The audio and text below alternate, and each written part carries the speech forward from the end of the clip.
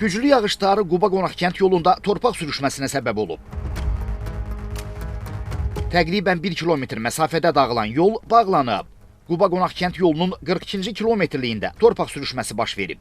25 kəndlə nəqliyyat əlaqəsi kəsilib. Vətəndaşların çoxu yolun həmin hissəsini piyada keçməli olublar. Bugün eşitmişik ki, belə də vəziyyət. Maşın da gəldi, Eurozon qaldı. İndi düşüb aşağı başqa maşın gəlib qabağımıza, hüzür yerində iştirak edəcəyik. Bax, gediş-gəliş təmiz dayanıb. Nə vaxt çöküb bura, necə çöküb? Bizə məlumat verilib, bu axşam olub. Dünən var idi, dünən gediş-gəliş olub, bu axşamdan belə bir hadisə baş verir. İndi piyada gedirsiniz, hə? Bəli, piyada gedirik hələ ki. İndi görək o tərəfdən maşın gəlsə, gedəcək. Hazırda ərazidə vəziyyət nəzarət altındadır.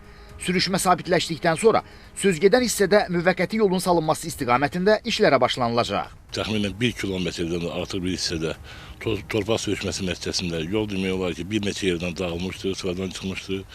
Nəticədə rayonun 4 inzibati ərazi dairəsinin 25 yaşayış məntəqəsinə rayon ərazisi ilə tamamilə əlaqəsi kəsilmişdir.